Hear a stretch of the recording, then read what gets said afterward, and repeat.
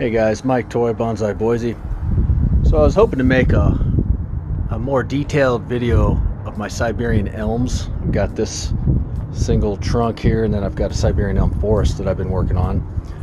But I'm not going to do I'd call it a in-depth video on them now, just for a lot of reasons. Mainly because I'm just sort of here now doing it, and I don't have my tripod and everything to set up and do it, and also just lighting, and it wouldn't be that interesting right now anyways, because I'm not doing anything that crazy. But I'll tell you what the plan is, and I'll give you a quick look at them, and then I'll do a more in-depth one later on when I do the in-depth work. So I'll start with this one here. This is the single trunk. You can see this big bulge right there. So I dug this up about 4 years ago, just on the side of a sidewalk. And it's been a lot of fun. It's become one of my more favorite trees. So this is mostly all new growth.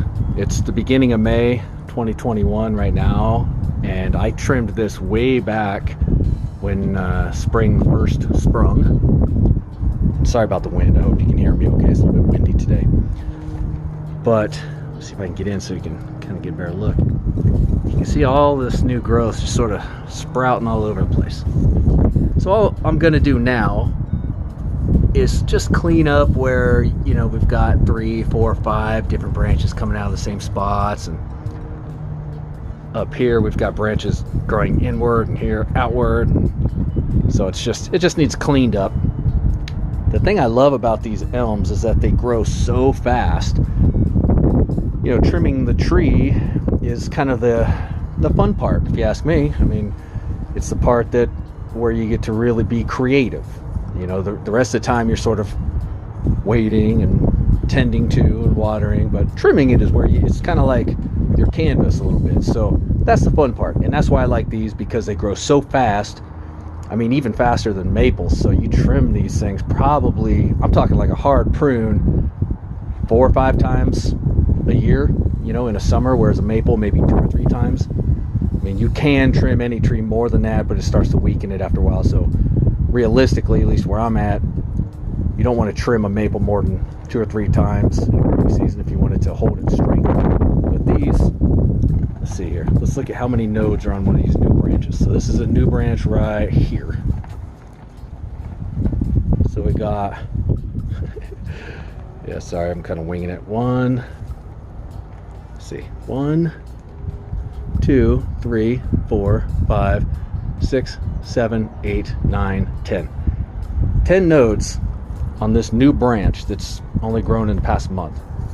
So if that tells you anything, and it's only early May, it's May 6th. So 10 nodes in 1 month, and it's just May. Yeah, these things need to be trimmed back. I typically trim down to 2 or 3 nodes, maybe less. It just depends. You can get really, really creative with it, you know, and you can experiment and cut it way back, and then a month later, yeah, I don't like that. I like it better going this way, and you can do something different. So that's a look at this. I'm just going to dive in and do some cutting, and I'll give you a look at it when it's done, and then I'll show you the forest. But before I do, I forgot I was going to tell you the plan, long-term plan. I am eventually going to air layer this. So I'm going to air layer it somewhere in here. I don't want to wait too long, but I don't want to do it today. I'm going to let this branch here and this branch here grow out and get a lot of strength, just so it's kind of my insurance, so that if I air layer it, it's, you know, and it doesn't take for whatever reason, I can just start fresh right here. But the reason I'm doing it is because I got to do something about this knob. I mean, I keep trimming away at it, but the problem is that it keeps all the new growth sprouts from it. Unfortunately, I started hacking away at it a few minutes ago, and then I went, oh, I should video this. But it did have a bunch of branches coming out of there, and it just keeps doing that over and over. I mean, that's just a hot spot for new growth. So the bulge just gets bigger when that happens. So I don't see that problem being solved anytime soon. It's only getting worse with time instead of better. And also, we've got this real long stretch here of trunk where it's just straight and there's no taper. So I figured an air layer would would be a good thing to do, because then it'll create some taper. It'll hopefully do some, I don't know how it's going to affect this bulge, but I'm hoping it'll straighten out the taper a little bit more. I mean, it may just make it worse for all I know. I don't know. And then I'll have another tree up here, assuming it takes. That's my long-term plan, and I will put that on video when I do it. So that's the plan for that. So I'm going to trim this up, and then I'll give you a quick look, and then I'll show you the forest. All right, so got this guy all trimmed up. As you can see, I really went to town on it, and I always do with these Siberian elms, which, as I was kind of mentioning earlier, that's what I love about them, is that not only can you, but you kind of have to, because these things just get out of control so quickly that if you don't stay on top of it, I mean, you just lose the structure. It just goes off in different directions, start growing like a bush. So I trimmed it back pretty good. I typically take it back to about 2 or 3 sets of leaves. Let me see if I can get one of these branches here to settle down. Hopefully you can see that the wind's blowing, but you know, I take them all back to about 2 or 3 sets of leaves. The closer to the top, the less I do that. You know, I might give it 3, 4, or 5, or maybe just let it go altogether. But generally speaking, that's what I do.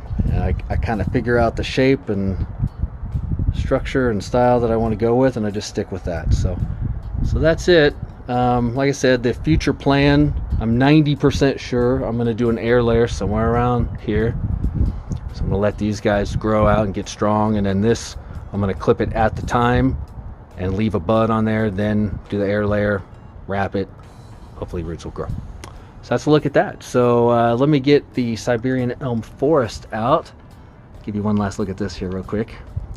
I love how old and aged and rough the bark is down here, but then it just turns smooth right there. So I'm trying to work on the transition and the taper right there. So okay, let me put this one back on the bench. I'll go get the Siberian elm forest, and I'll give you a look at that. All right, so here's my Siberian elm forest. Again, sorry I don't have my tripod with me. I'm sort of just winging it right now. But as you can see, it is overgrown and pretty wild. So beginning of May, and you know, just like the last one, these things just grow so fast. So that's one thing I love about them.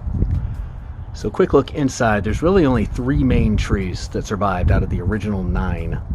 And then what I did about a month or so ago is, as I clipped this thing down right before spring started, I took the clippings and I just stuck them right back in the pot, hoping that some of them will take. One of them kind of is sort of let's see if I can get in there. You can see it's just sort of struggling to make it there, but looks to me like none of the others did.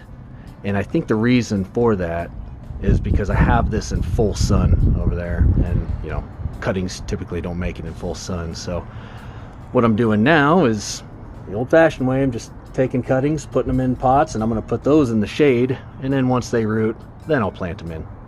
This would have been a cool idea, you know, in theory, had it worked, because then pretty easy, you just clip it, stick it right back in the same forest. But in practice, it was not meant to be. So all I'm going to do now is kind of the same as the other one. I'm going to go in and I'm going to trim these things way back. If I can grab us a good example, here's a good one here, where just you know, these branches that have 10 or so leaf sets on it, I'm going to take it down to about the 2nd set, and I'm just going to be mindful of the direction that I want these to go as I'm doing that. And to give you an idea of what that direction is, so this one's kind of going out and about like this. Same in the back. The back is always going to be the bigger one, I think. Just kind of going up and out. This one have mixed feelings about. It's a little bit long and straight, but I've been focusing on having it go out to the left a little bit, just so you know, so they're not crowding each other too much, and their spacing and shape kind of complement each other. So there it is, pre-trim. I'm going to get to it and I'll give you a look at it post-trim. So I'll see you in a few minutes. Alright, so here it is. So I got it back into shape pretty good, I think. I got to admit though, I started off in the beginning, I started on this one, and I was being real careful and meticulous about, see, I want this one to go this way and this one to go that way, and oh, that's some good movement. And I sort of carried that over and was doing the same thing over here, but by the end, I mean, it takes so long to do that on these Siberian elms, on any tree really, but Siberian elms in particular, because as you can see, it's just really thick, and trying to sort that out just takes a while. So I have to admit that by the end I was just going snip, snip, snip, snip, snip, just hedge pruning. So it's not as perfect, but oddly enough, I actually kind of like the way it looks better on the hedge pruning side. I kind of finished these two off as hedge pruned, and this one was a little more meticulous on like a clip and grow type system. So neither here nor there, just sharing it. Lots of carnage all around. I've got those 3 pots full of cuttings. I've got 4 or 5 other pots that I already stuck over there on the side of the house full of cuttings. So I'm going to keep all those in the shade and hope that some of them take root, because I had some other cuttings and a lot of them died. So yeah, anyway, it's my little thing on Siberian elm. If you've got any experience with Siberian elms, please share. I love to learn more about them, and I'm sure other people who are watching and reading the comments would also love to learn more about them if you've got some knowledge to share. So thanks for watching. Have a good rest of your day.